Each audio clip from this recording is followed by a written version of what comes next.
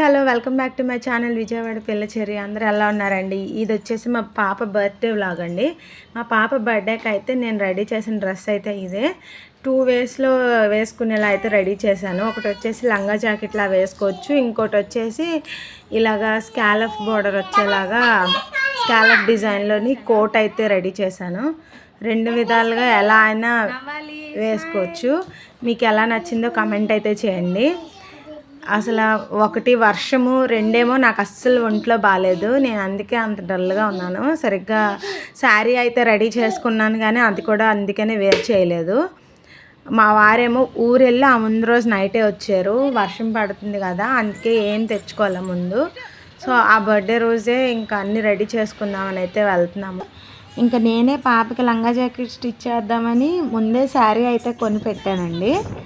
So outfit from scratch అంటారు కదా, అలాగా శారీతో స్టిచ్ చేద్దామని దానికి కావాల్సిన లైనింగ్ క్లాత్స్ అన్నీ కూడా నేనే వెళ్ళి తెచ్చుకున్నాను. ఆ ముందు రోజు వెళ్ళి తెచ్చుకొని ఒక్క నైట్లో స్టిచ్ చేశాను, ఒక్క రోజులో స్టిచ్ చేశాను లంగా జాకెట్. నాకు బాగాలేదు. నేను ఆ ముందు రోజు కూడా 4:30కి పడుకున్నాను. అంత స్టిచ్ చేసుకొని ఉక్సులు కాజాలు అన్నీ కుట్టుకొని పాప డ్రెస్కి రెడీ చేసుకొని, సో ఇంకా మార్నింగ్ లేచిన తర్వాత ఇంట్లో పని చేసుకొని, వర్షం పడుతున్నా కానీ పని చేసుకొని అలాగే ఇంకా రెడీ అయ్యి ఈవినింగ్ అయితే వెళ్ళాము. కేక్, పాపకి ఇంకొక డ్రెస్ కూడా తీసుకొని వద్దామని అయితే వెళ్ళాము. డ్రెస్ తీసుకోవడానికి అయితే దూరంగా వెళ్ళలేదండి, ఎందుకంటే తుఫాను వర్షం పడుతుంది ఏ టైంలో అని చెప్పారు కదా. సో అందుకని మా ఇంటి దగ్గరలో కొంచెం ఉన్న మంచి షాప్ ఏది ఉందో, అంటే నా డ్రెస్సెస్ అవి మాకు నచ్చేలాగా దగ్గరలో ఉన్న షాప్కి వెళ్ళి అయితే ఒక డ్రెస్ తీసేసుకున్నాము. వెళ్ళి ఫైనల్గా కేకు, డ్రెస్సు పాపకి వాళ్ళ అమ్మమ్మ వాళ్ళ నానమ్మ తరఫునేమో డ్రెస్ తీసుకున్నాం, వాళ్ళ అమ్మమ్మ తరఫునేమో గిఫ్ట్ తీసుకొని ఇంటికైతే వచ్చేసాం. మాకు కావాల్సినవన్నీ అయితే తీసుకొని డెకరేషన్ అయితే చాలా బాగా చేద్దాము అని అనుకున్నాం కానీ బయట వర్షం పట్టడం వల్ల కుదరక ఇంక ఇంట్లోనే మాకు ఉన్న ప్లేస్లో అయితే డెకరేషన్ చేసాము. బ్యాక్గ్రౌండ్ ఎక్కడైతే లైటింగ్ బాగా వస్తుందో అక్కడ చూసుకొని, అక్కడ కూడా బెలూన్స్ అన్నీ ఎందుకో పగిలిపోతున్నాయి, చాలా బెలూన్స్ అయితే పోయినాయి. ఇంకా ఉన్న వాటిని అయితే పెట్టి అలా చేసేసాము. ఎందుకు ఈసారి ఇట్లా జరిగిందో, వర్షం పడకుండా ఉంటే అంతా బాగుండేది. ఇంకోటి నాకు కూడా ఒక పర్సనల్ ఇష్యూ వల్ల కొంచెం కుదరలేదు అందరినీ పిలవటానికి. అంటే కార్తీక మాసం కదా, అందరూ కొంతమంది హిందూస్ పూజలు అవి చేసుకుంటారు కదా, అందుకని పిల్లలందరినీ ఇన్వైట్ చేయలేదు. మా పాపతో పాటు చర్చ్కి వచ్చే 2 పిల్లల్ని అయితే కింద వాళ్ళని అయితే పిలిచాను. ఇంకా సో క్యాండిల్తో అది వెలిగిద్దామని తీసుకొస్తే అదేమో ఆరిపోయింది. అసలుకైతే మేము బయట గుమ్మాలో డెకరేషన్ చేసి బాగా క్రాకర్స్ ఉంటాయి కదా, చిచ్చుబుడ్డులు, ఫైర్ వర్క్స్ అవి తీసుకొచ్చి పెడదాము, పాప సంతోషపడుద్ది అనుకున్నాము. వర్షం వల్ల ఏం దొరకలేదు, ఏం కుదరలేదు. సో ఇంకా అందుకనే ఈసారి మాకు దీపావళి ఇది పెట్టాం కదా క్యాండిల్, అదే దీపావళి చిచ్చుబుడ్డు అనుకోవాలి. క్యాండిల్ ఒకటైతే ఆరిపోతుందని సేఫ్టీగా 2 కూడా తీసుకొచ్చానండి వెళ్ళి. ఒరిజినల్ సౌండ్ పెడితే కొంచెం డిస్టర్బెన్స్గా ఉంటుంది, అందుకని పెట్టలేదు. కొన్ని క్లిప్స్కి ఒరిజినల్ సౌండ్ అయితే యాడ్ చేస్తాను.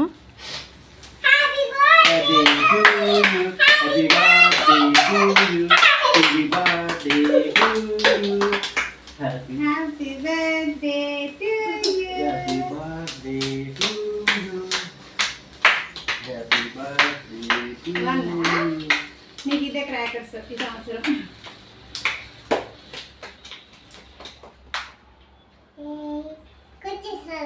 చేద్దాం. అయ్యో ఇదంతా పౌడర్ పడిందే, పర్లేదా? క్యాండిల్ అండి కుదరా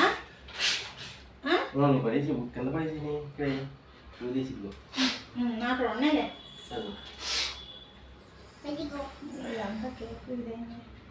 తీసేనా?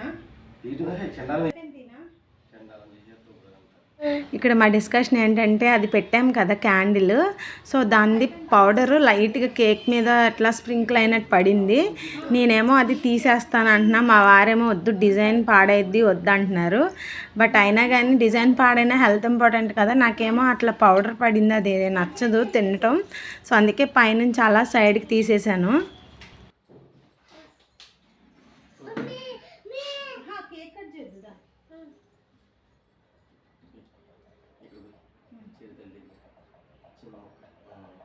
Happy happy birthday to you.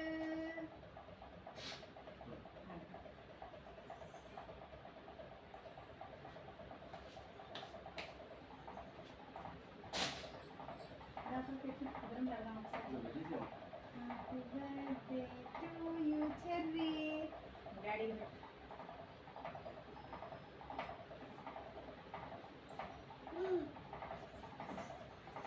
దానికి తెలిసిన పుట్టినరోజు అండి, అందుకే ఆనందపడుతుంది. అంటే మా పాప ఫస్ట్ బర్త్డేకి ఏడుస్తూనే ఉందండి. సెకండ్ బర్త్డే కూడా చేసుకుంది కానీ ఏం ఏడవలేదు, బాగానే చేసుకుంది కానీ దానికి అంత తెలీదు అప్పుడు. బర్త్డే కేక్ కటింగ్ ఇవన్నీ తెలీదు సెకండ్ బర్త్డేకి. ఇప్పుడు మాత్రం చాలా బాగా ఎంజాయ్ చేసింది. బర్త్డే అంటే తెలిసింది కొంచెం, కేక్ కట్ చేయడం హ్యాపీగా ఫీల్ అయింది. సో పిల్లల సంతోషమే కదా మనకి ఇంపార్టెంట్. అది చాలా ఇష్టపడి ఎప్పటి నుంచో అడుగుతుంది కేక్. ఫోన్లో చూసినప్పుడు ఎవరైనా కేక్ కట్ చేసేటప్పుడు చూసి ఎప్పటి నుంచో అడుగుతుంది కేక్ కట్ చేస్తాను నేను కూడా అని. నీ బర్త్డేకి చేద్దు కానమ్మా అని చెప్పాము. సో ఫైనల్గా అయితే కేక్ కట్ చేసినప్పుడు చూసారా అంత హ్యాపీగా హ్యాపీ బర్త్డే టు యూ అని దాని పాట అదే పాడుకుంటుందో. అది ఊహ తెలిసినప్పుడు చేసే బర్త్డే కదా, థర్డ్ బర్త్డే. ఊహ తెలిసింది ఇప్పుడే కొంచెం. సో మేము ఇంకా చాలా చేద్దాం అనుకున్నాం కానీ ప్లాన్ అంతా ఫ్లాప్ అయిపోయిందండి. లేదంటే ఇంకా డెకరేషన్ అది చాలా బాగా చేద్దామని నేను అనుకున్నా. వేరే ప్లాన్ ఉంది నాకు. మేము చాలా ప్లాన్ చేసుకున్నాం కానీ అదంతా వర్షం వల్ల ప్లస్ నాకు బాగోలేదు. అట్ ద సేమ్ టైం వర్షం, మా వారు ఊరెళ్ళా ముందు రోజే రావటం, మొత్తం అన్నీ ఒకసారి ఇది అయిపోయినాయి. ఇంకా కుదరలేదు. నాకు కొంచెం ఒంట్లో బాగున్నా నేను ఇదిగా ఉండేది. అది వర్షం పడకుండా ఉన్నా కానీ మాకు టైం సేవ్ అయ్యేది. వాన పడటం వల్ల ఇంకా మేము వర్షంలో తడుచుకొని బయటకైతే వెళ్ళలేము కదా పాపని తీసుకొని. ఇంకా అందుకని ఆగిపోయి వర్షం తగ్గినప్పుడు వెళ్ళాము. సో ఇంకా చాలా ఇది కొంచెం ఏం చేద్దాం ఇప్పుడు, వర్షం పడుతుంది కదా ఏం చేద్దాం ఎలా చేద్దాం అని డిస్కషన్ వల్ల మాకు ఒక 1 అవర్ అక్కడ టైం వేస్ట్ అయిపోయింది. సో వాన పడుతుంది కదా పిల్లల్ని పిలుద్దాం అనుకున్నాం, పిలవాలా వద్దా ఇప్పుడు అసలు ఎలాగా సెట్ చేసుకుందాం అనే ఆలోచనతో ఒక 1 అవర్ టైం వేస్ట్ అయితే అయిపోయిందండి.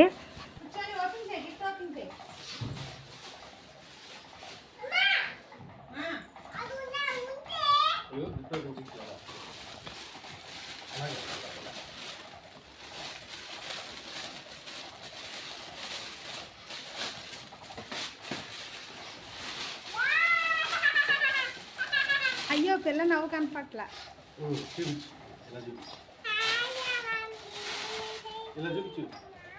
నచ్చిందా?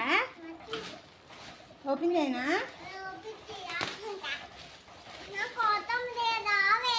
పోద్దాం. ఇదిగో ముందు ఇది బొమ్మ చూపించు. నా బొమ్మ బాగుందా అని అన్ని నచ్చాడా నీకాడు?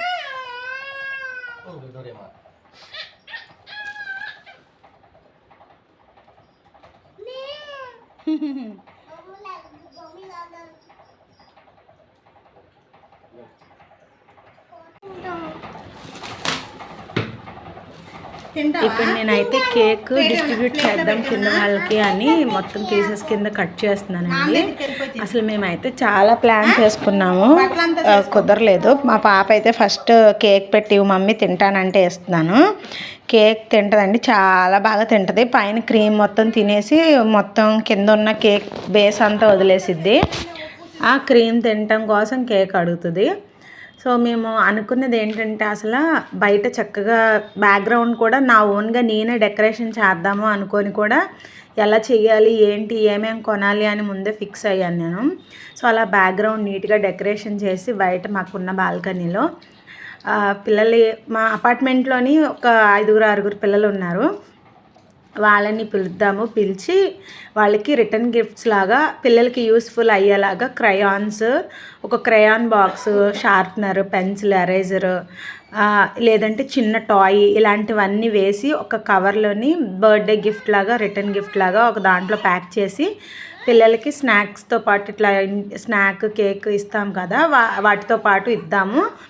అని నేనైతే ప్లాన్ చేసుకున్నాను. బట్ మొత్తం అంతా క్యాన్సిల్ అయిపోయింది. చాలామంది పిల్లల్ని నేను పిలవలేదు, అంటే వాళ్ళు చెప్పాను కదా కొన్ని ఇష్యూస్ వల్ల పిలవలేదని. సో మా చెర్రీతో పాటు చర్చ్కి వచ్చే 2 పిల్లలు అయితే తను బాగా క్లోజ్గా ఆడుకుంటుంది, ఇంకా వాళ్ళని అయితే పిలిచాను. వాళ్ళకైతే చర్చ్కి వస్తారు కదా, పట్టింపులు ఏమి ఉండవని పిలిచాను వాళ్ళిద్దరిని. మిగిలిన వాళ్ళందరినీ పిలవలేదు కాబట్టి, అది వర్షం వల్ల మాకు ఎక్కువ టైం లేదు అసలు. అప్పటికే టైం 9 అయిపోయింది. ఇప్పుడు ఈ వీడియోలో ఈ సీన్ జరుగుతున్నప్పటికీ మేము ఇంకా డిన్నర్ చేయడానికైతే మేము ఇంకా బయటికి వెళ్ళాలి. ఇంకా 9 అయిపోయింది. నేనైతే కంగారుగా అన్నీ అయితే ప్లేట్స్లో సర్దుతున్నాను. అందుకనే టైం లేక మేము ఇంక వెళ్ళి ఏమి తీసుకొని రాలా. మాకు అప్పటికి నేను కొన్ని మర్చిపోయాను కూడా.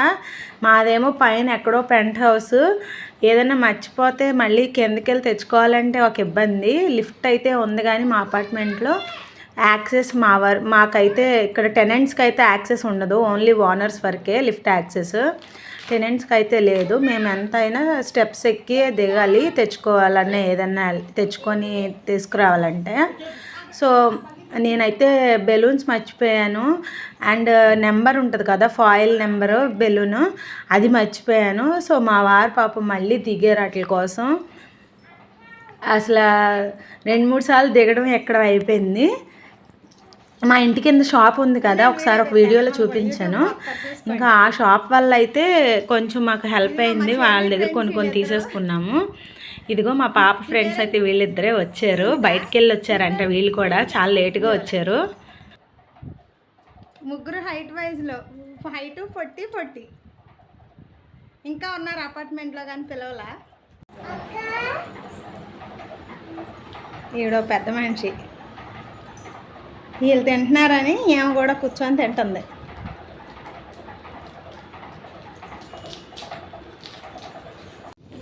ఫైనల్గా అయితే కింద డిస్ట్రిబ్యూట్ చేయాల్సిన వాళ్ళందరికీ, మా అపార్ట్మెంట్లో వాళ్ళందరికీ అయితే ఇచ్చేసి మేమైతే రెస్టారెంట్కి అయితే స్టార్ట్ అయిపోయామండి డిన్నర్ చేయడానికి. చాలా లేట్ అయిపోయింది, 10 అయిపోయింది టైము. ఇంకా క్లోజింగ్ టైం అయిపోతుంది. దగ్గరలో ఏం కాదులే, కొంచెం దూరంగానే. మేమైతే ఒక ప్లేస్కి అయితే వెళ్దాం అనుకున్నాము. సో ఆ ప్లేస్కి అయితే వెళ్ళడానికి కుదరలేదు. నెక్స్ట్ టైం ఎప్పుడైనా ప్లాన్ చేయాలి. అది విజయవాడలో ఉన్న ఒక the best place.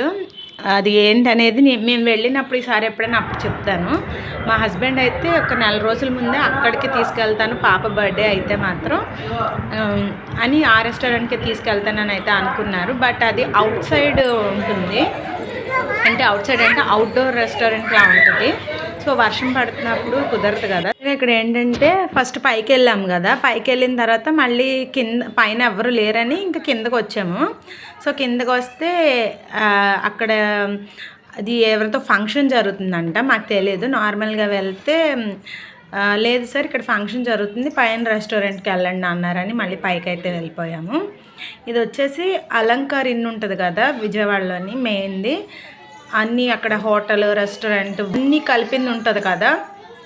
So Alankar in అది. సో మళ్ళీ పైకి వెళ్ళిపోమన్నారని మళ్ళీ పైకి అయితే వచ్చేసాము. ఇది వచ్చేసి alpha mandi and Alankar military restaurant అనుకుంటా, అంటే 2 కలిపి ఉన్నాయి. సో మెనూ అయితే చూస్తున్నాము. మేమైతే ఏం చెప్పామంటే మా హస్బెండ్కి వచ్చేసి ఆయన మటన్ ఇష్టం, మటన్ పిచ్చి. సో మటన్ బిర్యానీ చెప్పుకున్నారు. ఆయనకి దమ్ ఇష్టం, దమ్ బిర్యానీ ఇష్టం, దమ్ బిర్యానీ లేదంట. సో మటన్ ఫ్రై బిర్యానీ ఆయనకి, నేను ఎప్పుడు చికెన్ ఫ్రై బిర్యానీ. అది కూడా నేను ఎంత బాగా తింటానో మీరు చూద్దరు కానీ. మొక్కలు అస్సలు తినండి, మా వారు అదే అంటున్నారు. నువ్వు ఈసారి ఉట్టి ప్లెయిన్ బిర్యానీ రైస్ చెప్పుకో, మొక్కలు తిన్నప్పుడు ఎందుకు అంటున్నారు. సో మా ఆయన గారికి అయితే మటన్ ఫ్రై బిర్యానీ, నాకు వచ్చేసి చికెన్ ఫ్రై బిర్యానీ చెప్పుకున్నాం ఇద్దరం. అండ్ స్టార్టర్ వచ్చేసి ఎగ్ మంచూరియా చెప్పాము. ఫస్ట్ అయితే బిర్యానీసే వచ్చినాయి. సో ఇంకా స్టార్టింగ్ బిర్యానీసే వచ్చినాయి కదా, ఇంకా అయితే సర్వ్ చేసేసామన్నాము. ఫస్ట్ బిర్యానీయే వచ్చింది కదా, మళ్ళీ వేడి చల్లారిపోద్దని స్టార్టర్ అయితే మేము లేట్గా చెప్పాంలే. స్టార్టర్ నేనే ఆలోచించుకొని ఏం చెప్దాము అని, పాప కూడా తినేలాగా ఉండాలి కదా. మా పాప రొయ్యలు తిందో, చికెన్ అంత ఇష్టంగా తిందో. సో ఎగ్ అయితే ఇష్టంగా తింటుంది, ఎగ్ చాలా ఇష్టం. అందుకని ఎగ్ మంచూరియా చెప్పాను. ఎప్పుడు అసలు ఎగ్ మంచూరియా ట్రై చేయలేదు, సో అందుకని ఎగ్ మంచూరియా అయితే చెప్పాను. మా పాప చూసారా ఇంట్లో అసలు అంత ముద్దుగా అంత క్యూట్గా తిందో. ఈ క్లిప్స్ అయితే నేను వాళ్ళ అమ్మమ్మ కోసమే ఎస్పెషల్లీ షూట్ చేశాను.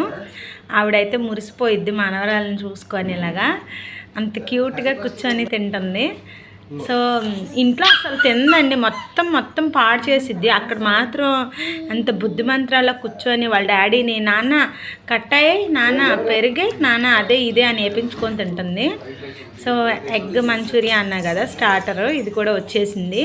ఇంకా మేమిద్దరం ఫస్ట్ బిర్యానీ తినేసాం కదా, నా ప్లేట్లో చూసారా ముక్కలన్నీ సైడ్కి ఉన్నాయి. అవి అలాగే ఉండిపోతాయి లాస్ట్ వరకు, అవి అలాగే వదిలేసాను. మా వారైతే చూసి ఏంటో దీని తిండి అన్నట్టయితే ఒక ఎక్స్ప్రెషన్ ఇచ్చారు. ఆ ముక్కలన్నీ అలాగే వదిలేసి రైస్ వరకు తినేసాను. ఇంకా ఎగ్ మంచూరియా అయితే టైం మాకు పొట్ట ఫుల్ అయిపోయింది. సో ఇంటికి వెళ్ళిన తర్వాత చాలాగా రిలాక్స్ అవుతూ తింటే తినచ్చులే, లేదంటే ఫ్రిడ్జ్లో పెట్టేసి తర్వాత మార్నింగ్ తినచ్చని ఇంకైతే ప్యాక్ చేయించేసుకొని ఇంటికైతే వెళ్ళిపోతున్నాము.